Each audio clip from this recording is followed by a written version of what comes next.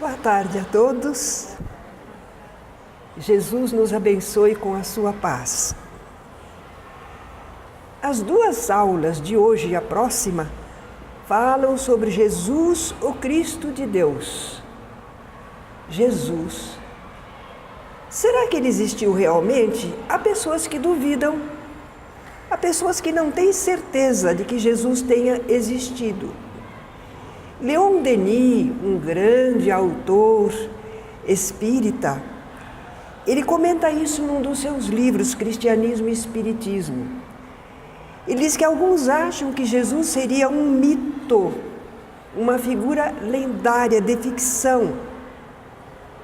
Seria, assim, um drama poético que representaria o ideal de libertação dos hebreus, dos israelitas. Porque era um povo pequeno e vivia sempre dominado por outros povos mais fortes. Quando eles pensavam que iam ficar livres, vinha outro país mais forte e dominava eles. Então seria um drama poético representando nascimento, morte e ressurreição da ideia de libertação. Porque eles não deixavam de alimentar a ideia de libertação. Ou então, Jesus seria uma série de figuras imaginadas para que as massas pudessem perceber o lado prático e social do cristianismo, dessa doutrina. Quer dizer, fizeram um exemplo de uma figura ao mesmo tempo divina e humana, para que o povo, vendo essa figura, entendesse uma doutrina, um modelo de perfeição oferecido à admiração dos homens. Por que tanta dúvida sobre a existência de Jesus? Pela falta de informações históricas sobre ele. Isso talvez se explique porque nos tempos bíblicos, a Palestina e o povo israelita não ofereciam importância econômica, cultural, militar, religiosa que merecesse destaque nas páginas dos historiadores. E no seu povo, Jesus não foi uma autoridade assim oficial da religião ou da política. Não, Jesus não foi.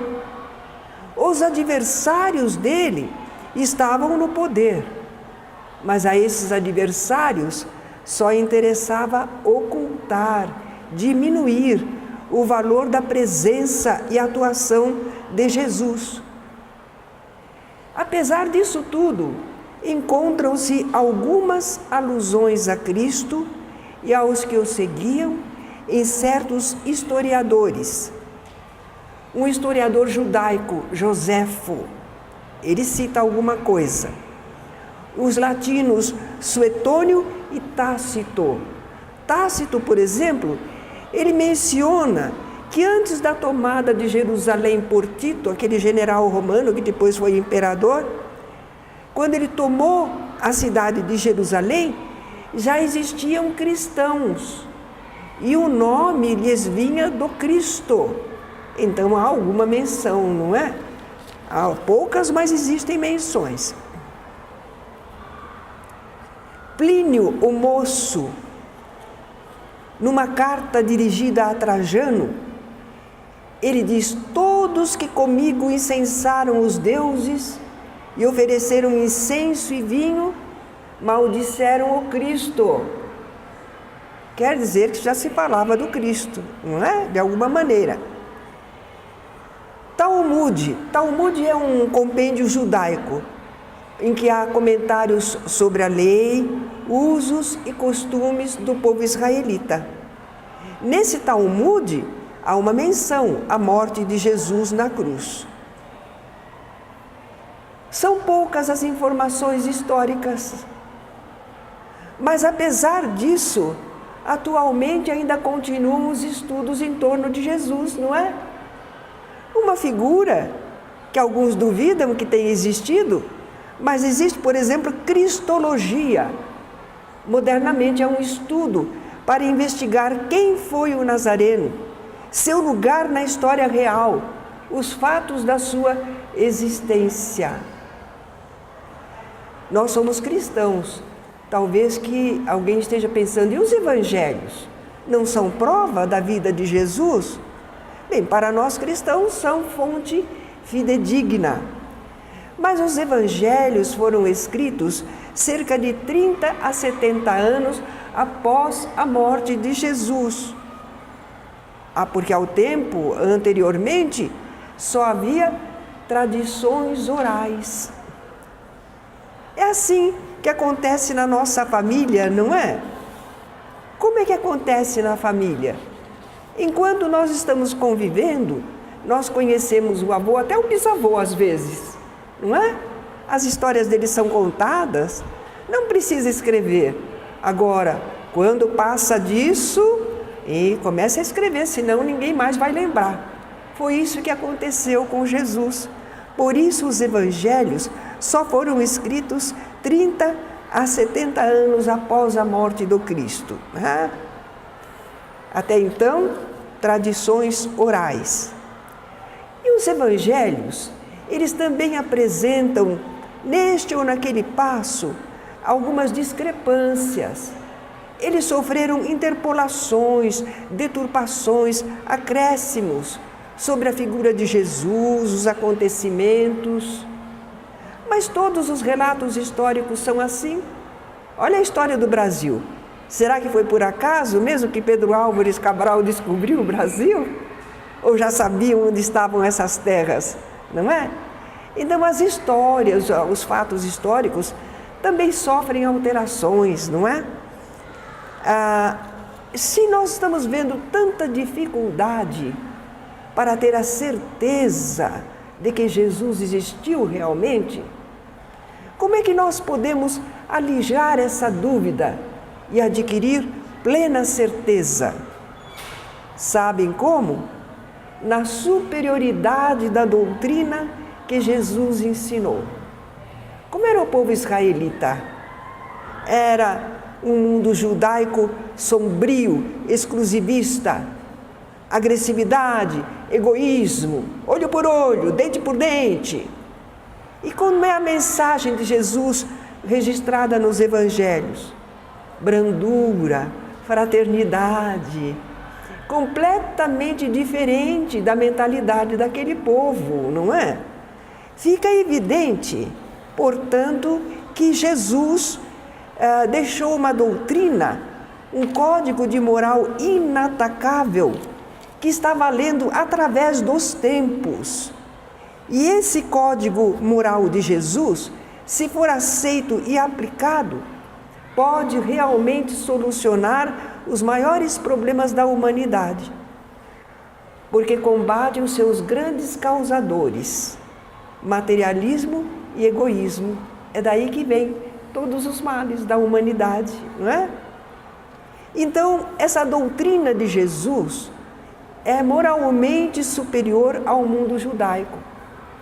Não, os israelitas não poderiam ter criado uma doutrina assim. Os apóstolos eram homens incultos, pescadores, na maioria eram da Galileia, uma região que o povo dizia assim, da Galileia não sai profeta. Eles consideravam misturada. Os apóstolos tinham até dificuldade de entender o que Jesus falava. Volta e meia eles perguntavam para Jesus o que Jesus estava querendo falar, não é? Mas talvez Paulo tenha elaborado a doutrina? Não, realmente Paulo era um homem culto, tinha cidadania romana, foi discípulo de Gamaliel. Então Paulo poderia ter elaborado uma doutrina, mas só que quando ele se converteu, ele encontrou prontinha. Já estavam lá os relatos, as informações, não é? Então não foi Paulo que elaborou. Por isso a doutrina de Jesus é a maior prova de que ele realmente existiu entre nós. No Evangelho segundo o Espiritismo, nós lemos um comentário de Kardec. O cristianismo contém em sua essência todas as verdades e conduz à espiritualização e ao amor. São de origem humana os erros que nele se enraizaram. Esses probleminhas que a gente às vezes nota no Evangelho de Jesus, não foi de Jesus, não é? Foram criaturas que se atreveram a colocar a sua ideia no meio, não é? Bem, se Jesus existiu mesmo, então como é que ele era fisicamente? Ah, gente, quantas representações têm sido feitas do rosto e do corpo de Jesus, não é? Será que alguma corresponde à realidade? Há algum documento válido que as comprove? Qual seria o retrato fiel de Jesus? Não ficou desenho, pintura, gravura, escultura, não ficou nada. Do tempo de Jesus, não. Ah? Ninguém descreveu Jesus fisicamente. Os evangelistas, eles não tinham a preocupação de descrever Jesus fisicamente. Jesus era um mestre espiritual. O importante é o que ele diz, qual é o seu pensamento, a sua doutrina, e não a sua aparência física. Isso é o de menos, não é? Nós lembramos, por exemplo, que Chico Xavier, na juventude, até que foi bonitinho. Mas quando nós o conhecemos agora, não é? Não era nada bonito, não é? Madre Teresa de Calcutá é feinha, né? Então a gente nota que esses grandes líderes espirituais não precisam ter beleza física. Ah? Então eles não se preocuparam, os apóstolos, sobre a aparência física de Jesus, mas o que ele ensinava, qual era a sua mensagem. Apesar disso, nós encontramos duas indicações nos evangelhos sobre a idade de Jesus. Em Lucas, ele diz que ao começar seu ministério, Jesus tinha cerca de 30 anos. E nós achamos isso muito curioso. Eu encontrei um comentarista que diz assim que entre os judeus, 30 anos era a idade para a vida pública. Aí se explica porque Jesus esperou estar com 30 anos. Para vir a público, falar como um homem público, precisava ter 30 anos de idade. A maioridade era aos 13 anos para ser um cidadão, mas para ser um homem público, precisava ter 30 anos de idade. E eu me recordo que uns tempos atrás, uns 15 anos, os jovens diziam para nós, não acredite em ninguém com mais de 30 anos. Eles diziam que a gente já estava contaminado, corrompido, não é? Mas os israelitas pensavam diferente.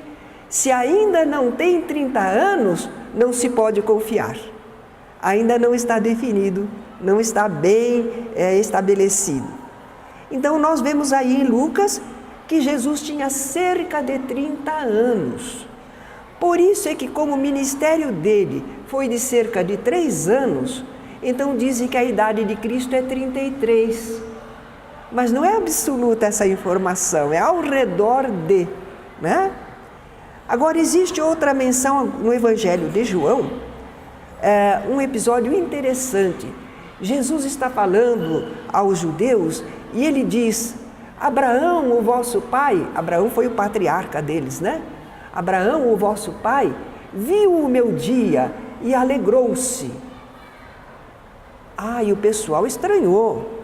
Ainda não tens 50 anos e viste Abraão? Jesus estava falando espiritualmente, não é?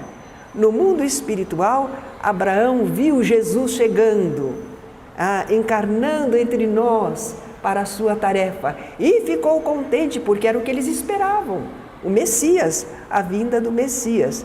Mas aquele pessoal não entendeu. Mas nós ficamos com a informação. 50 anos Jesus não tinha. Cerca de 30 Jesus tinha, não é? Só essa informação nós temos sobre o corpo de Jesus. Mas também não importa a aparência física do Mestre, sua essência espiritual e não o corpo de que se revestiu é o que nos interessa, não é? Mas você esqueceu que tem uma carta de Públio Lentulus, que teria sido encontrada nos arquivos do Duque de Cesadini, lá em Roma. Nessa carta se descreve o aspecto físico de Jesus. Eu conheço e já vi jornais e revistas espíritas que colocam essa carta. Mas, gente, quando a gente começa a ler, a gente nota que a carta reflete dogmas e pontos de vista católicos. Isso só iria acontecer muitos séculos depois de Jesus, não é? Fala da mãe de Jesus como uma donzela, fisicamente virgem. Maria era pura, mas em espírito, não é? O sexo determinado por Deus não é impuro. O que as pessoas fazem dele é que é errado. O que foi criado por Deus, como pode ser errado? Mas aquela época vitoriana, aquele pessoal antigo, colocavam o sexo como pecado, as coisas da carne, não é? Então daí colocarem isso, mas estas coisas, a mãe de Jesus como uma donzela, isso só viria a ser criado depois. Então essa carta não está sendo verídica. Lá também eles fazem de Jesus, nessa carta, uma figura bela e romantizada. Eles dizem: ninguém pode olhar fixo o seu semblante. Se não podiam olhar para Jesus, o povo ficava ao redor dele, né? O comprimia. Naturalmente ele olhava para todos e todos o olhavam. Nós vemos mais uma indicação de que não é verídica essa carta, não é? É aquela ideia que fizeram depois, divinizando Jesus. E aí, se é um rei, se é um imperador, se é alguém de poder, você não olha nele não, hein? Porque ele pode te mandar matar. Você vai de cabeça baixa. E quando você tiver que retroceder, não dá as costas para ele não. Você vai de fasto, não é? Essas ideias que surgiram muito depois de Jesus. E a gente nota isso nessa carta, não é? Então, estudiosos de documentos históricos concluíram que ela é apócrifa. Ela existe, mas não é da época de Jesus. Existe essa carta, alguém escreveu, como se fosse do tempo de Jesus, não é? Mas ela tem expressões idiomáticas estrangeiras de estilo. Então eles concluem que a carta foi escrita lá pelo século XI depois de Cristo. Estamos na Idade Média, né? Nós não podemos... quando eu publiquei esse livro nosso com essa observação, um senhor lá do Nordeste, não sei exatamente de onde, devolveu o livro para a editora e disse que não concordava absolutamente. Por quê? Ele pensou que eu estava contra o livro de Emmanuel. O livro há 2000 anos. Mas espera lá. E há 2000 anos, Públio Lentulus, ele fala do seu avô, que tinha o mesmo nome. Até parece que ele sugere uma reencarnação. Mas aquele avô viveu muito antes de Jesus, não é? Não poderia ter escrito essa carta. Agora, a carta de Públio Lentulus Neto, no livro Há 2000 anos, psicografado por Chico Xavier, é uma carta que nós não sabemos em que termos ela foi escrita. A gente sabe que ele escreveu uma carta, mas ele não conta, ele não descreve a carta, então a gente não sabe o que é que ele escreveu lá. Por que ele escreveu essa carta? Foi para o imperador Tibério César como a carta apócrifa? Não! Foi dirigida ao seu amigo Flamínio Severus, com vistas ao Senado. É outra carta. Não é a mesma, não é? Além disso, Emmanuel coloca lá no seu livro que ele escreveu sem nenhum arrebatamento sentimental, falando sobre Jesus, mas sem nenhum arrebatamento sentimental. Porque ele foi assim, ele não acreditou mesmo em Jesus naquela época, não é? Agora, a carta apócrifa é até sentimentaloide. São bem diferentes as duas cartas, compreenderam?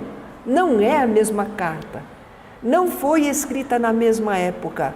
Sim, Públio Lentulus Neto Emmanuel escreveu uma carta, mas não foi para o imperador Tibério César, não é? E o pessoal pensou que eu estava falando contra o livro de Emmanuel. E o Sudário de Turim? É uma peça de linho que existe na Catedral de Turim, lá na Itália. Desde 1938, o pessoal venera essa peça como se fosse o Santo Sudário, o lençol que teria envolvido o corpo morto de Jesus. E de um modo misterioso, desconhecido, teria ficado impressa nesse lençol a figura corpórea do Mestre. Todo mundo já viu isso pela televisão e tudo mais, não é? Mas em 1988, cientistas pesquisaram com o teste carbono 14, pegaram um pedacinho da peça e fizeram os exames. E verificaram que ela foi fabricada em plena Idade Média, entre os anos 1260 e 1390. É que as pessoas escreviam sobre Jesus, faziam encenações sobre Jesus, criaram muitas coisas, como por exemplo a Verônica, que enxugou o rosto de Jesus com um lenço. Isso aí não existiu, mas as pessoas queriam encenar, representar a vida de Jesus e criavam coisas. Assim criou uma carta, assim criaram esse sudário, não é? Os que se preocupam com o corpo de Jesus desejariam comprová-lo. Nós não damos tanta importância ao corpo de Jesus, mas algumas pessoas sim, né? E eles insistem em novos estudos e pesquisas, relatórios e reportagens encomendadas. Mas não nos importa a aparência física que Jesus tinha. Para nós importa a sua essência espiritual, seu pensar, o seu agir, o seu sentir, e não o corpo através do qual ele trabalhou, não é? Outro ponto sobre o qual existem muitas controvérsias é quanto à natureza de Jesus. Agora não é a existência dele, é a natureza de Jesus. Seria ele um ser humano ou divino? Seria ele um Deus que assumiu forma humana ou um homem que atingiu perfeição quase divina? Nos 3 primeiros séculos do cristianismo, ninguém fala, não se encontra menção Jesus como Deus. Não. Quer dizer, até 300 anos do cristianismo, ninguém falava assim. A ideia de divinização de Jesus só se firma no século IV, ao tempo do imperador Constantino. Foi por esse século IV que muitas coisas foram inseridas no cristianismo. Muitas ideias, muitos problemas, deturpações, transformações, não é? Por que eles queriam fazer de Jesus um Deus? Eles achavam que era necessário, porque naquele tempo os outros povos eram politeístas, tinham deuses. E eles estavam, os cristãos, em torno de um carpinteiro, de um operário. Olha como eles pensavam. Eles não viam o espírito, não é?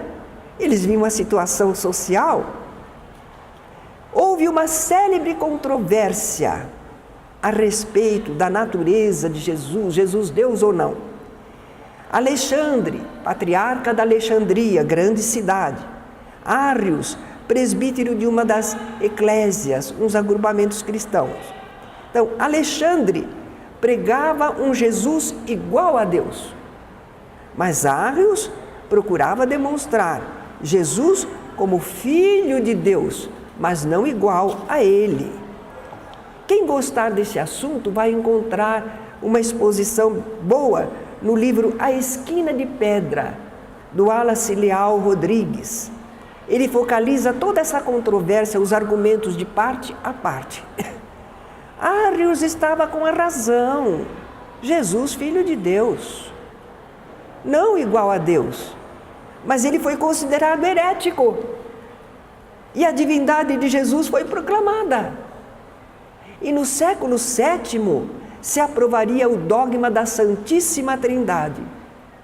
Olha o perigo das ideias que vão entrando, não é? Vão se modificando. No movimento espírita, nós temos muita preocupação com a pureza doutrinária. O pessoal até chama a gente de ortodoxo. Mas não é o problema. Começa a pôr ideias e mais ideias. Daí a pouco nós não temos mais espiritismo. Nós temos outras ideias. Aconteceu isso com o cristianismo. E a gente não quer que aconteça com o espiritismo, não é? Imposta à cristandade a divinização de Jesus, ela não foi aceita sempre e não foi aceita por todos. De vez em quando, aqui e ali, surgem tentativas de reapresentar Jesus como um ser humano. Só que essas tentativas às vezes resvalam para o extremo oposto. Querem fazer de Jesus não apenas um ser humano, mas um homem comum demais. As pessoas parecem que não conseguem alcançar a espiritualização de Jesus. Procuram trazer Jesus às suas fraquezas e inferioridades de seres humanos, pouco evoluídos. Então nós vemos o filme de Martin Scorsese, A Última Tentação de Cristo, não é? As ideias de apego ao sexo, ao dinheiro, revolta, prepotência. Eles colocam tudo isso em Jesus para dizer que ele era humano. É humano, mas não precisa ser um humano descontrolado, né? Eles acham que se for humano é assim. Todo ser humano é assim. Não é, não, né? Entretanto, no que se refere à natureza humana de Jesus, Jesus homem, os evangelhos são absolutamente concordantes e coerentes. Não dão lugar a qualquer equívoco. Ali os evangelhos estão concordes. Jesus é sempre apresentado como um ser humano. Em obras póstumas, Allan Kardec examina exaustivamente este assunto. Procurem o livro Obras Póstumas e vejam o capítulo Um Estudo sobre a Natureza de Jesus. Vale a pena. Nós não vamos falar tudo, né, porque era muito longo, mas nós vamos resumir os principais argumentos e a conclusão. Os profetas que falaram sobre o Messias, sim, porque a vinda do Messias já estava anunciada há muito tempo. Jesus foi prometido a eles, né? Eles esperavam. Os profetas falavam da vinda do Messias, mas eles não diziam que ia ser um Deus. Eles diziam que era um ser espiritual, um mensageiro divino, que ia encarnar entre os humanos para salvá-los, orientá-los como viver, não é? E os apóstolos e discípulos, vejam bem, eles conviveram com Jesus. Eles foram testemunhas oculares de seus feitos e ouvintes diretos de suas palavras. Eles também não falam de Jesus como Deus. Quem mais do que eles poderia conhecer, não é? Para os apóstolos e discípulos, Jesus é um homem de grande merecimento diante de Deus, porque as obras dele demonstravam. Mas você não está concorde que os milagres que Jesus fez provam a sua divindade? Não, eram feitos admiráveis, mas não provam a divindade de Jesus. Outras pessoas também podem produzir fenômenos. Não sou eu quem está falando, é o próprio Jesus. Vós podeis fazer o que eu faço, e coisas ainda maiores se tiverdes fé, porque eu vou para o Pai. Jesus esteve conosco pouco tempo, trabalho de cerca de 3 anos. Ele deu uma amostragem do que é possível fazer, mas ele não fez tudo. E a espécie humana continua aqui no planeta, evoluindo e realizando coisas, não é? Jesus disse, e o Espiritismo confirma, que os chamados milagres não caracterizam nem santidade nem divindade. Tem gente que não é boa moralmente e produz fenômenos, não é? Não é porque produz fenômenos que é um Deus. São fenômenos naturais, resultam da ação espiritual, pensamento e vontade sobre os fluidos.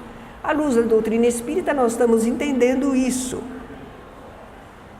Contra a pretensa natureza divina que lhe quiseram atribuir posteriormente, o maior argumento nós temos nas palavras do próprio Jesus. Jesus fala de si mesmo e de Deus, mas ele não se coloca nunca como Deus. Ele sempre evidencia a dualidade e desigualdade entre ele e o Criador. Mas você está esquecendo uma passagem quando Jesus diz assim: eu e o Pai somos um. É verdade, Jesus falou isso.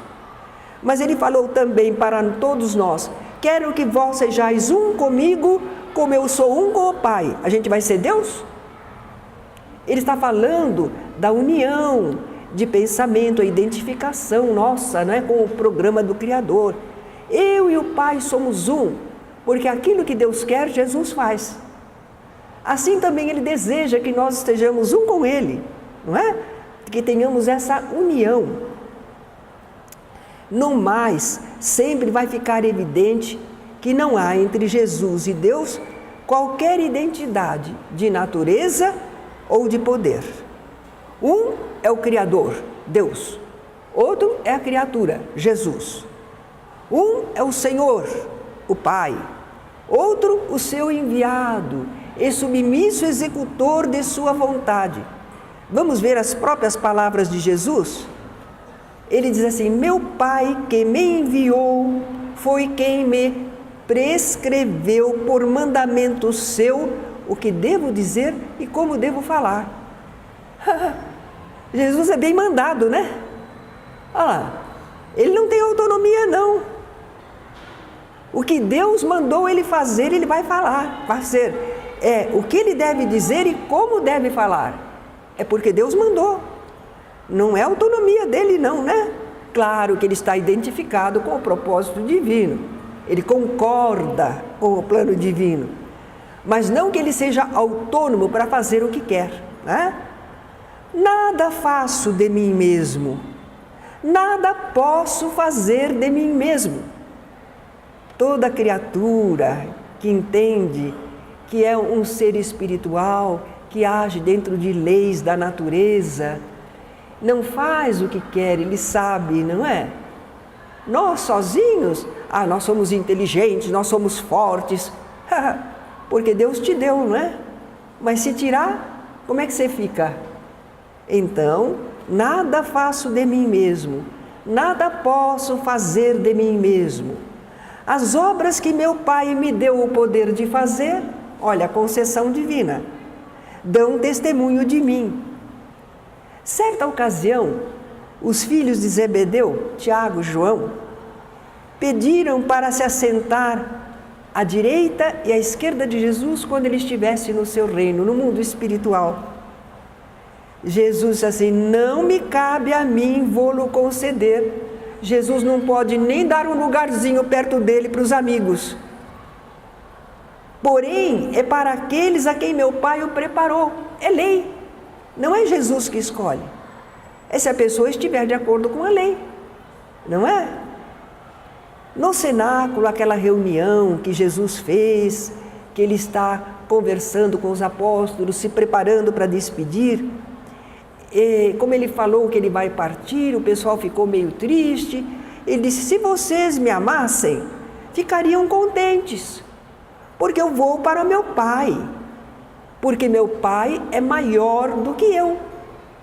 São palavras de Jesus. Ele não se coloca igual a Deus, não é?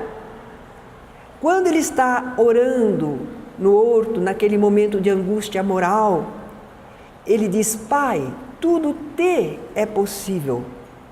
Ele não fala me é possível, porque não é para ele, não é? Se queres, afasta de mim este cálice. Porém, não seja como eu quero, e sim como tu queres. Jesus demonstra aí perfeita compreensão da sabedoria e do amor de Deus, maior que a sabedoria de Jesus, um amor maior que o de Jesus, não é? Ele sabe.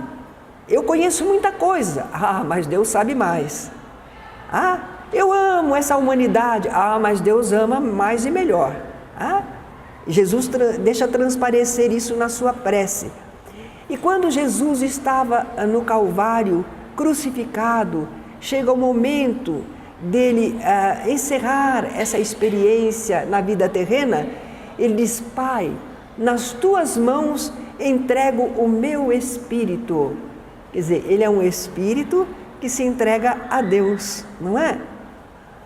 Quando a gente aborda tudo isso, algumas pessoas dizem: mas isso Jesus falava assim porque ele estava encarnado, era a natureza humana dele.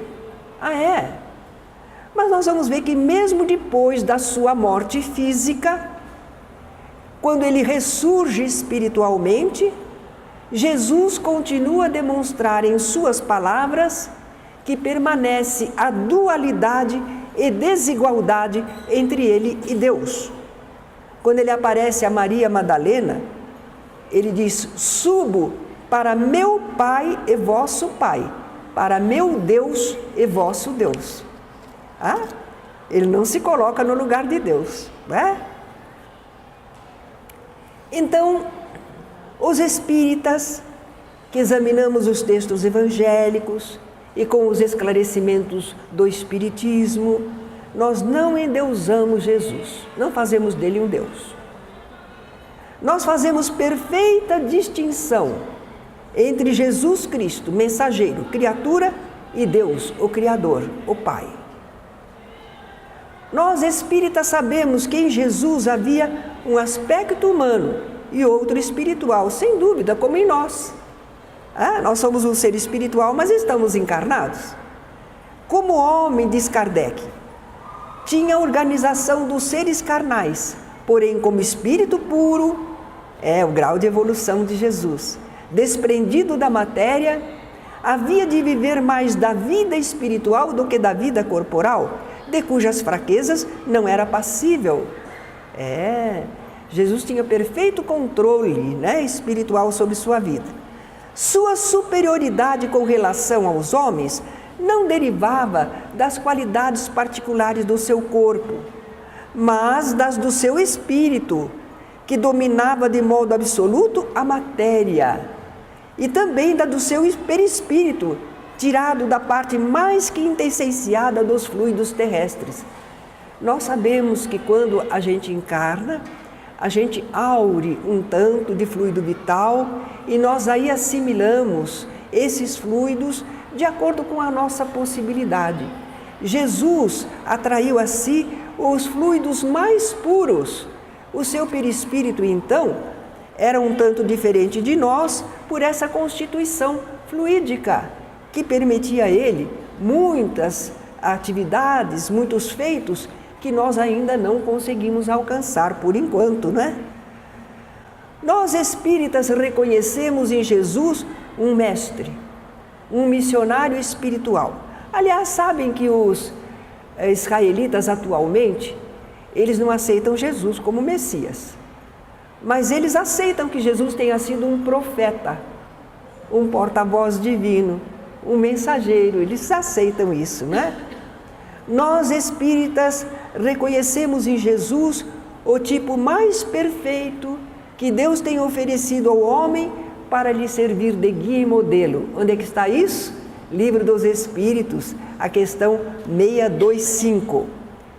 Então nós espíritas procuramos conhecer os ensinos de Jesus, esse mestre. Procuramos seguir seus exemplos de vida, seu comportamento. E nós lutamos contra as nossas imperfeições morais. Nós nos empenhamos em desenvolver virtudes, qualidades em potencial que todos trazemos. Nós queremos amar a Deus e aos nossos semelhantes, porque nós queremos nos aproximar espiritualmente desse modelo sublime que é Jesus. Outras confissões religiosas, entretanto, dizem para todos nós: vocês espíritas não são cristãos. Por quê? Porque não reconhecemos a divindade de Jesus. Vocês espíritas acham que são como Ele, querem ser iguais a Jesus. Bem, nós devemos ter a mesma natureza espiritual de Jesus. Senão, como é que a gente poderia segui-lo? Se ele fosse de outra natureza, não daria para nós acompanharmos. Que adiantou ele mostrar como modelo? Isso é você, Jesus, que tem outra forma, outra constituição. Nós não, né? Nós não poderíamos seguir Jesus se ele não tivesse a mesma natureza humana, espírito encarnado, não é? Embora um espírito altamente evoluído. Nós não estamos querendo ser iguais a Jesus. Basicamente sim, mas de momento não, porque não temos a mesma evolução, não é? Nós só estamos querendo nos aproximar do que Jesus já era há quase 2000 anos. E nós ainda estamos aqui 2000 anos depois e não conseguimos, não é? Fazer igual a Ele, sentir igual a Ele, não é? Jesus era o Messias prometido que os israelitas esperavam há muito tempo. Fora prometido por Deus através dos profetas. Era um Salvador que viria redimir o povo de Israel e reinaria sobre ele com sabedoria e justiça, instauraria a paz e o bem-estar geral. Era assim que eles esperavam o tal Messias, não é?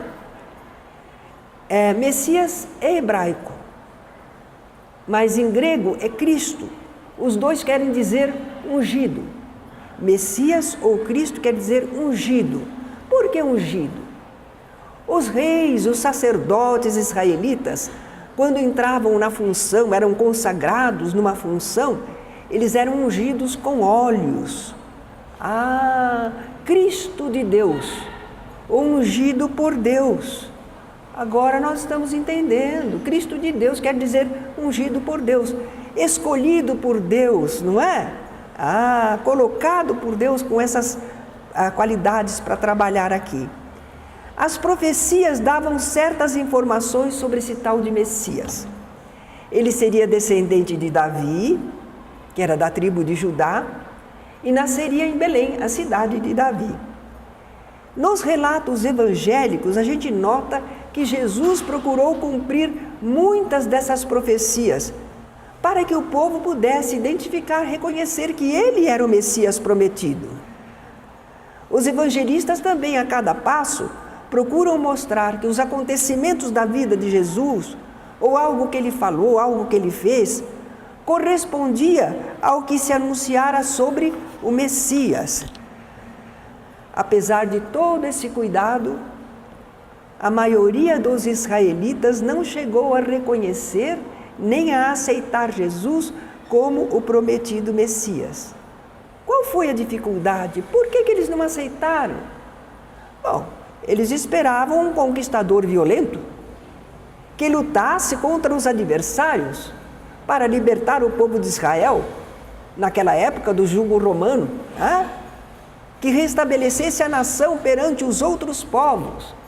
E Jesus não fez isso, ele não se comportou assim. Pelo contrário, ele recomendava: dai a César o que é de César e a Deus o que é de Deus. Ele separava bem o poder temporal e o poder espiritual, não é? Ele afirmou a Pilatos que ele era rei, mas não deste mundo. Ele era uma criatura muito elevada, com comando, com possibilidades maiores do plano espiritual. Então, a libertação e o bem-estar que ele traria também eram espirituais. Mas o pessoal não entendeu isso. Então, a maioria dos israelitas o rejeitou. Felizmente, muitas outras pessoas, israelitas ou não, entenderam Jesus e se fizeram seus seguidores, divulgando sua palavra e, pelo exemplo, a sua mensagem de luz e de amor. Sobre o nascimento de Jesus, nós vamos encontrar algumas informações nos relatos evangélicos. Só nos evangelhos de Mateus e de Lucas. No de João e Marco, não, Jesus já aparece adulto no cenário. Só Mateus e Lucas falam do nascimento de Jesus, do seu comecinho de vida, não é? João, ele fala da vinda de Jesus, mas ele fala muito simbólico. No princípio era o verbo estava com Deus, o verbo era Deus, o verbo se fez homem e habitou entre nós. É uma ideia muito simbólica, não é?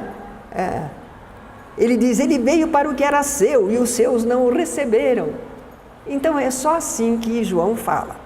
Agora, Mateus comenta aspectos anteriores e posteriores ao nascimento de Jesus.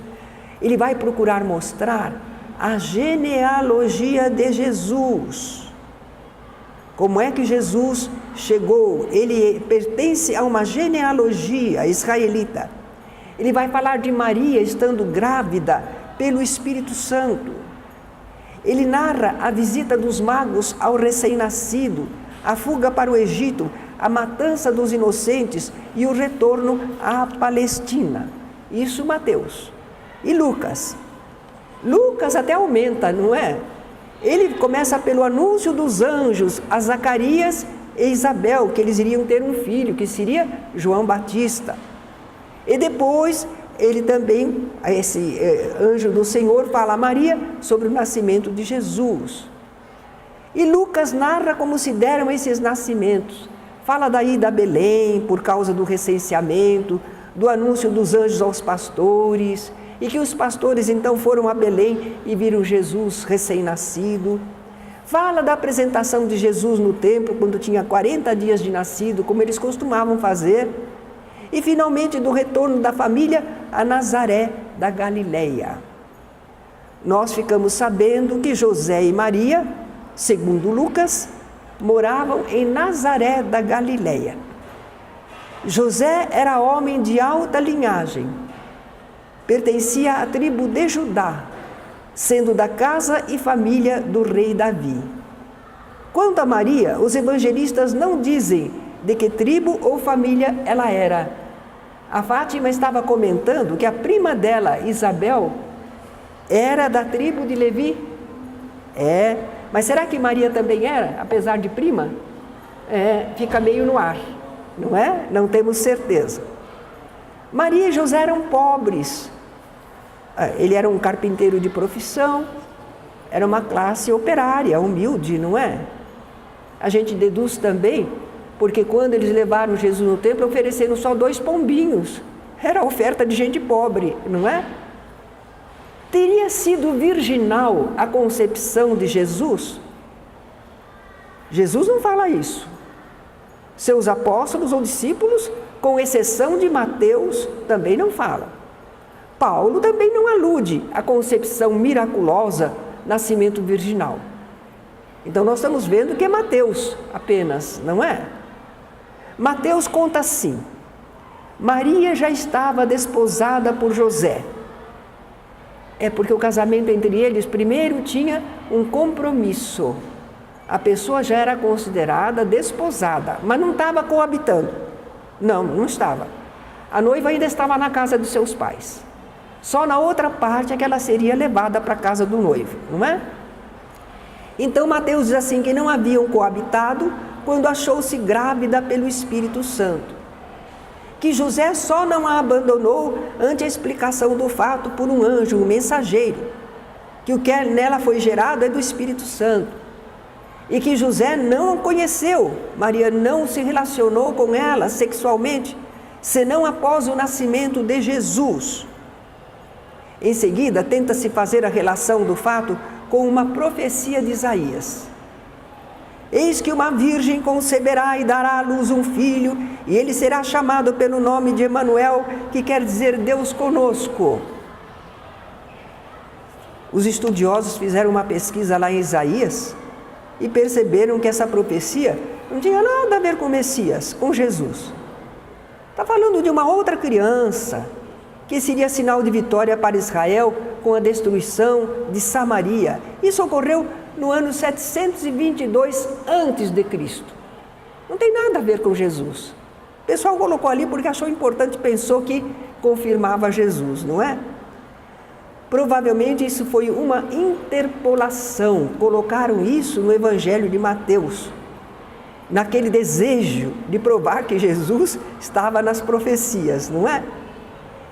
Saint Ives, que é um estudioso, ele diz que na versão dos 70, a palavra alma que aparece nessa profecia foi mal traduzida como virgem. Não, não é virgem, é mulher jovem. Uma mulher jovem dará à luz a um filho.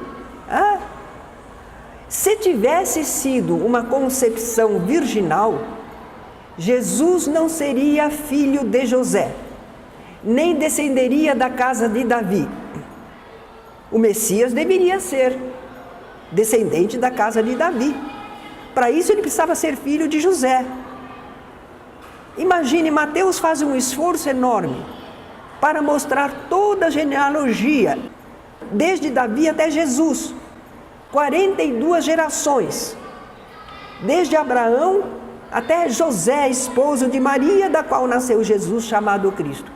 Mas se José não foi o pai, ele não está nessa genealogia. Não é um absurdo? Não é? Lucas fala que Maria, quando virgem, recebera um aviso espiritual sobre a concepção que nela se faria, e que já estava grávida quando foi com José a Belém para o recenseamento. A isso nós podemos entender assim. Primeiro, houve uma aproximação perispiritual entre Jesus e Maria. A gente não lê nos livros espíritas que as reencarnações, que tem essa importância, existe aquela aproximação inicial com os pais, não é? Então, esse mensageiro do Senhor anunciou a Maria que ela iria ser mãe de alguém, já estava havendo aproximação espiritual, não é? Essa ação do Espírito Santo foi só isso, só essa informação espiritual, anunciando a Maria que ela ia ser mãe, e qual a categoria desse filho que ela iria ter, não é? Agora, depois a concepção física teria ocorrido de forma natural na coabitação entre Maria e José. Por isso é que depois ela já estava grávida quando foi com José a Belém para o recenseamento, não é? Aí ela não era mais só uma desposada, já estava casada mesmo. Em conclusão, nós ficamos com Kardec. Como é que Kardec fala? Está lá no livro A Gênese. Desde o momento da concepção até o nascimento, tudo se passa pelo que respeita a sua mãe, como nas condições ordinárias, comuns, habituais da vida. Jesus, pois, teve como todo homem um corpo carnal e um corpo fluídico. Isso aí é responder a muita gente que acha que Jesus só tinha corpo fluídico, não é? Um corpo carnal e um corpo fluídico. Agora é interessante, eu li certa vez um livro, não quis guardar porque falava muita coisa, criticando o catolicismo, não é? Eles tinham razão, mas achei que não era um livro para guardar, lamento, porque lá eles mostravam histórias de grandes figuras, reis, heróis, líderes religiosos que nasceram de uma virgem. É a tradição. Isso é para dizer que eram criaturas especiais, tinham poder e pureza muito superiores. E talvez fosse também a influência do culto à deusa mãe, a lua, a terra, a figura feminina como criadora, não é? Tudo isso para dizer que essas pessoas eram especiais, mas Jesus não precisa ser falsamente engrandecido. Em 1977, eu recortei aqui, é do Diário de São Paulo, um grupo de teólogos protestantes britânicos desafia o conceito da divindade de Jesus Cristo. Teólogos protestantes lá da Inglaterra. Eles tinham feito um livro que seria posto à venda nessa data. Eles dizem que Jesus não era uma manifestação humana de Deus, mas era um homem aprovado por Deus para desempenhar um papel especial no plano divino. Quer dizer que não são só os espíritas, não é? Que procuram tirar esse caráter de divindade de Jesus. O grupo argumenta que a aceitação irreflexiva da doutrina, segundo a qual Jesus combinava em si divindade e humanidade, não pode continuar sendo aceita no ambiente científico do século XX. Sabe como chamava esse livro? O Mito do Deus Encarnado.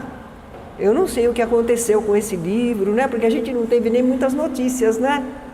Mas certamente pelo mundo todo há livros, palestras, artigos, conferências, procurando desfazer esse mito de um Deus encarnado, para que Jesus seja reapresentado como um espírito altamente evoluído que encarnou entre nós.